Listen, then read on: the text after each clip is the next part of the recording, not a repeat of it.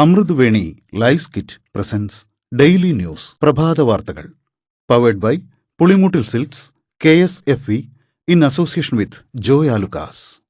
ഇത്തവണ ഫസ്റ്റ് അടിക്കില്ലേ നമ്മള്?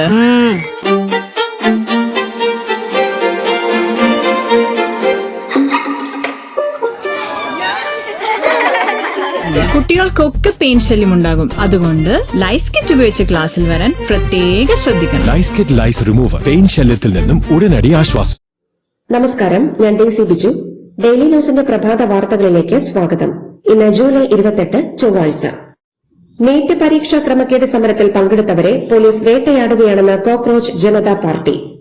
സർക്കാർ വ്യവസ്ഥകൾ ലംഘിച്ചെന്നും സമരക്കാർക്ക് നിയമസഹായം നൽകാനായി സാക്ഷി എന്ന പേരിൽ വെബ്സൈറ്റ് ആരംഭിച്ചതായും പാർട്ടി അറിയിച്ചു. വ്യവസ്ഥകൾ ലംഘിച്ചാൽ തങ്ങൾ വീണ്ടും പ്രതിഷേധ സമരം നടത്തുമെന്നും CJP പ്രതിനിധികൾ കപിൽ സിബലിനൊപ്പം നടത്തിയ വാർത്താ സമ്മേളനത്തിൽ വ്യക്തമാക്കി.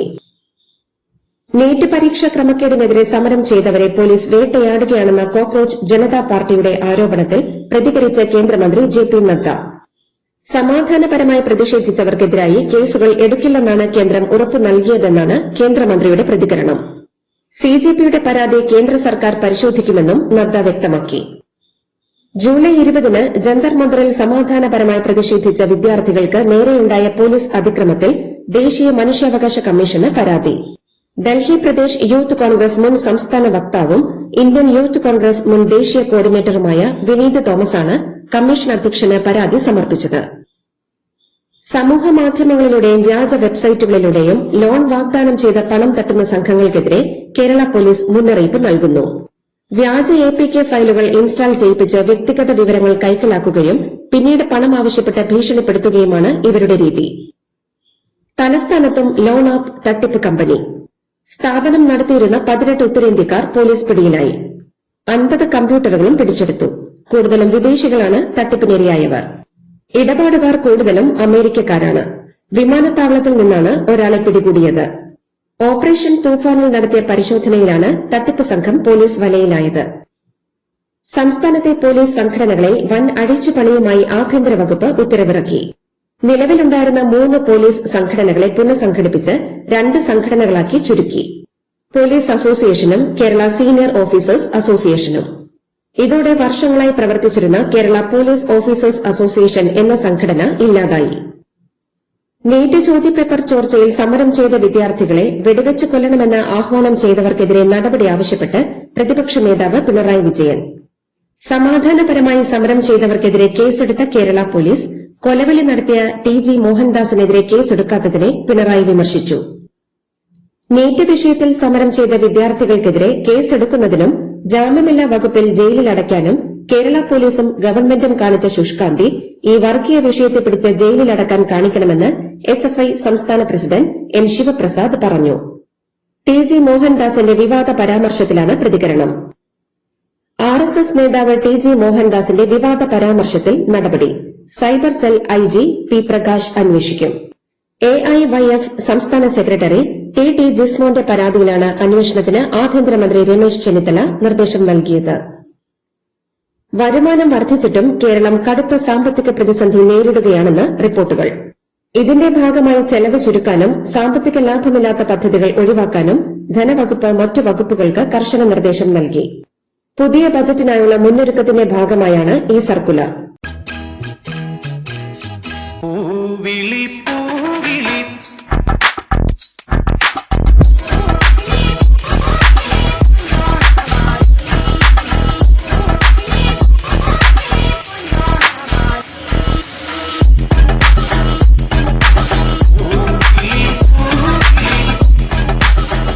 ഈ ഓണം കളറാവട്ടെ പുളിമൂട്ടിൽ സിൽക്സ്. ഓണക്കാലത്തെ വിലക്കയറ്റം നിയന്ത്രിച്ച് ജനങ്ങൾക്ക് അവശ്യ സാധനങ്ങൾ മിതമായ നിരക്കിൽ ലഭ്യമാക്കുന്നതിനായി സിവിൽ സപ്ലൈസ് വകുപ്പ് വിപുലമായ ഒരുക്കങ്ങൾ ആരംഭിച്ചതായി ഭക്ഷ്യ പൊതുവിതരണ വകുപ്പ് മന്ത്രി അനൂപ് ജേക്കബ്. സപ്ലൈകോയുടെ ഓണം ട്രേഡ് ഫെയറുകൾ ഓഗസ്റ്റ് 8 ആരംഭിക്കും. എറണാകുളത്ത് അന്നേ ദിവസം വൈകിട്ട് 4:30 മുഖ്യമന്ത്രി VD സതീശൻ ട്രേഡ് ഫെയർ ഉദ്ഘാടനം ചെയ്യും. വയനാട്ടിൽ മുണ്ടക്കൈ ചൂരൽമല ദുരന്ത ബാധിതരുടെ പ്രതിഷേധത്തിൽ ഇടപെട്ട് സർക്കാർ. സ്വയം തൊഴിൽ തുടങ്ങാൻ മൈക്രോ പ്ലാനിലൂടെ സർക്കാർ പ്രഖ്യാപിച്ച 2 ലക്ഷം രൂപ നൽകിയില്ലെന്നാരോപിച്ചുള്ള പ്രതിഷേധം ഗൌരവത്തിലെടുക്കുന്നുവെന്ന് മന്ത്രി ടി സിദ്ദിഖ് വ്യക്തമാക്കി. വിഷയം ചർച്ച ചെയ്യാൻ ഇന്ന് യോഗം വിളിച്ചതായും മന്ത്രി അറിയിച്ചു. ഉദ്യോഗസ്ഥ തലത്തിലുണ്ടാകുന്ന വീഴ്ചകൾ കൊണ്ട് പൊതുജനങ്ങളിൽ നിന്ന് പരാതികൾ ഉണ്ടാകരുതെന്ന് റവന്യൂ വകുപ്പ് മന്ത്രി എ പി അനിൽകുമാർ. അടിമാലിയിൽ മണ്ണിടിച്ചിൽ ദുരന്തത്തിൽപ്പെട്ടവർക്കുള്ള നഷ്ടപരിഹാര തുകയായ 10 ലക്ഷം രൂപ ഓണത്തിന് മുൻപ് വിതരണം ചെയ്യുമെന്നും മന്ത്രി പറഞ്ഞു. MG സർവകലാശാലയിൽ ഫ്ലെക്സ് ബോർഡിനെ ചൊല്ലി തർക്കം. യൂണിവേഴ്സിറ്റി യൂണിയൻ നടത്തുന്ന നാഷണൽ കോൺഫറൻസ് ഫ്ലെക്സാണ് വിവാദമായിട്ടുള്ളത്. ഫ്ലെക്സിൽ പാർട്ടിയുടെ ചിത്രം ഉൾപ്പെടുത്തിയതാണ് വിവാദത്തിന് കാരണം. ഫ്ലെക്സ് ബോർഡ് നീക്കം ചെയ്യണമെന്ന് വൈസ് ചാൻസലർ ആവശ്യപ്പെട്ടു. വ്യാജ വാർത്ത നൽകിയ സംഭവത്തിൽ ഓൺലൈൻ മാധ്യമങ്ങൾക്ക് വക്കീൽ നോട്ടീസ് അയച്ച CPM നേതാവ് PK ശ്രീമതി. നോട്ടീസ് ലഭിച്ച 15 ദിവസത്തിനകം 1 കോടി രൂപ നഷ്ടപരിഹാരം വേണമെന്നും അല്ലെങ്കിൽ സിവിലും ക്രിമിനലുമായ നിയമ നടപടികൾ നേരിടേണ്ടി വരുമെന്നുമാണ് നോട്ടീസിൽ പറയുന്നത്. സാമൂഹിക മാധ്യമങ്ങളിലൂടെ അധിക്ഷേപിച്ചെന്ന അൻസിബ ഹസന്റെ പരാതിയിൽ നടിമാരായ ലക്ഷ്മിപ്രിയക്കും ശ്വേത മേനോനുമെതിരെ പോലീസ് കേസെടുക്കേണ്ട സാഹചര്യമില്ലെന്ന് എറണാകുളം ഫസ്റ്റ് ക്ലാസ് മജിസ്ട്രേറ്റ് കോടതി നിരീക്ഷിച്ചു. നിലവിൽ FIR രജിസ്റ്റർ ചെയ്യേണ്ട കുറ്റകൃത്യങ്ങൾ കാണുന്നില്ലെന്ന് കോടതി വ്യക്തമാക്കി. അതേസമയം മാനനഷ്ട കേസിലുള്ള നടപടിക്രമങ്ങൾ കോടതി ആരംഭിച്ചിട്ടുണ്ട്. ഇതിന്റെ ഭാഗമായി മൊഴി നൽകുന്നതിനായി അൻസിബയോട് നേരിട്ട് കോടതിയിൽ ഹാജരാകാൻ നിർദ്ദേശിച്ചു. കുണ്ടറയിൽ കസ്റ്റഡി മർദ്ദനത്തെ തുടർന്ന് യുവാവ് മരിച്ചെന്ന ആരോപണത്തിൽ DGPയോട് റിപ്പോർട്ട് തേടി ആഭ്യന്തരമന്ത്രി രമേശ് ചെന്നിത്തല. വിദ്യാർത്ഥിയെ കാണാതായ സംഭവത്തിൽ കസ്റ്റഡിയിലെടുത്ത് വിട്ടയച്ച യുവാവ് ആശുപത്രിയിൽ ചികിത്സയിലിരിക്കെ മരിച്ചിരുന്നു. പോലീസ് മർദ്ദനത്തെ തുടർന്നാണ് സിയാദ് മരിച്ചതെന്ന് കുടുംബം ആരോപിച്ചു. കുണ്ടറയിൽ മരണപ്പെട്ട സിയാദിനെ പോലീസ് മർദ്ദിച്ചെന്ന വെളിപ്പെടുത്തലുമായി പരാതിക്കാരിയായ പെൺകുട്ടി തന്നെ രംഗത്തെത്തി. കുണ്ടറ പോലീസ് സ്റ്റേഷനിലെ കോൺസ്റ്റബിൾ ശ്രീജിത്താണ് മർദ്ദിച്ചതെന്നും ജീപ്പിൽ കയറ്റിയതിന് പിന്നാലെയായിരുന്നു മർദ്ദനമെന്നും ആ സമയം താനും ജീപ്പിലുണ്ടായിരുന്നുവെന്നും പരാതിക്കാരി വെളിപ്പെടുത്തി. തന്റെ സഹോദരന്റെ കാര്യം ചോദിച്ചാണ് മർദ്ദിച്ചതെന്നും തന്റെ അടുത്തിരുന്ന ശ്രീജിത്ത് തിരിഞ്ഞ് കൈകൊണ്ട് സിയാദിനെ അടിക്കുകയായിരുന്നുവെന്നും പരാതിക്കാരി കൂട്ടിച്ചേർത്തു. സർക്കാർ ശമ്പളം പറ്റിക്കൊണ്ട് സ്വകാര്യ ആശുപത്രികളിൽ സർവീസ് നടത്തിയ ഡോക്ടർ ശിവപ്രസാദിനെതിരെ വിജിലൻസ് കേസ് രജിസ്റ്റർ ചെയ്തു. മാനന്തവാടി മെഡിക്കൽ കോളേജിലെ അസോസിയേറ്റ് പ്രൊഫസറും കാർഡിയോ വാസ്കുലാർ സർജനുമായ ഡോക്ടർ ശിവപ്രസാദിനെതിരെയാണ് കോഴിക്കോട് വിജിലൻസ് യൂണിറ്റ് കേസെടുത്തത്. മലപ്പുറത്ത് യൂട്യൂബറെ കാണാനില്ലെന്ന പരാതിയുമായി കുടുംബം.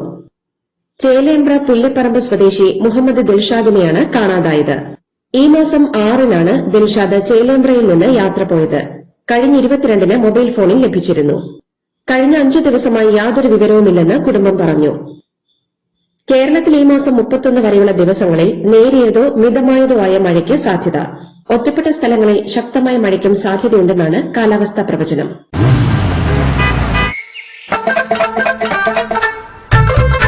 എല്ലാവർക്കും വന്നു ഡാൻഡ്രഫ്, എന്തു ചെയ്യും ചേട്ടാ?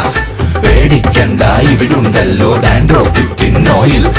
ഉടനടി മാറും താരൻ, ഉപയോഗിക്കൂ വേഗം. Amritveni Dandroquet, the ultimate dandruff solution. Plastic currency നോട്ടുകൾക്ക് കേന്ദ്ര ധനമന്ത്രാലയത്തിന്റെ അംഗീകാരം. കടലാസിന് പകരം പ്ലാസ്റ്റിക് ഉപയോഗിച്ച് നിർമ്മിക്കുന്ന കറൻസി നോട്ടുകൾ പുറത്തിറക്കാനുള്ള റിസർവ് ബാങ്ക് നിർദ്ദേശത്തിന് കേന്ദ്ര ധനമന്ത്രാലയത്തിന്റെ അംഗീകാരം. പരീക്ഷണാടിസ്ഥാനത്തിൽ 10-ന്റെയും 20-ന്റെയും 100 കോടി വീതമെണ്ണം പോളിമർ നോട്ടുകളാണ് ആദ്യഘട്ടത്തിൽ പുറത്തിറക്കുക.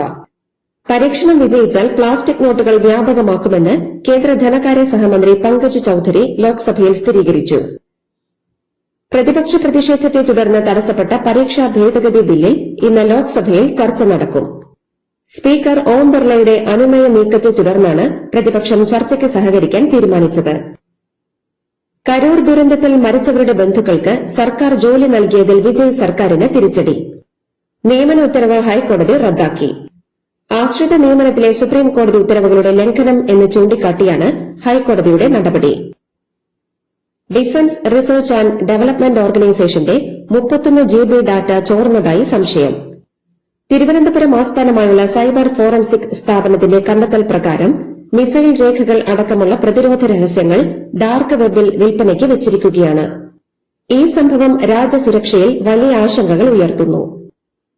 ഏറെ പ്രതിഷേധങ്ങൾക്കും CJPയുടെ രാജ്യവ്യാപക സമരത്തിനുമൊടുവിൽ നീറ്റ് പരീക്ഷാ ക്രമക്കേട് കേസുകൾ പരിഗണിക്കാനായി സ്ഥാപിച്ച ഫാസ്റ്റ് ട്രാക്ക് കോടതിയുടെ ആദ്യ സിറ്റിംഗ് തന്നെ മാറ്റിവെച്ചു. CBI അഭിഭാഷകൻ ഹാജരാകാതിരുന്നതിനെ തുടർന്നാണ് കേസ് പരിഗണിക്കുന്നത് മാറ്റിവെക്കേണ്ടി വന്നത്. സോഷ്യൽ മീഡിയയിലൂടെ തനിക്കെതിരെ അപകീർത്തികരമായ പോസ്റ്റുകളും വീഡിയോകളും ഡീപ് ഫേക്ക് ഉള്ളടക്കങ്ങളും പ്രചരിപ്പിച്ചതുമായി ബന്ധപ്പെട്ട് കേന്ദ്ര റോഡ് ഗതാഗത ഹൈവേ മന്ത്രി നിതിൻ ഗഡ്കരി മാനനഷ്ടക്കേസ് നൽകും. ഗൂഗിൾ, എക്സ്, മെറ്റ തുടങ്ങിയ ഡിജിറ്റൽ പ്ലാറ്റ്ഫോമുകൾക്കെതിരെ സിവിൽ മാനനഷ്ടക്കേസ് ഫയൽ ചെയ്യാൻ നിതിൻ ഗഡ്കരിക്ക് ബോംബെ ഹൈക്കോടതി അനുമതി നൽകി. കാനഡയിലെ ടൊറന്റോയിൽ ഇന്ത്യൻ വംശജയായ 26-കാരി നവനീത് കൌർ വെടിയേറ്റ് മരിച്ചു.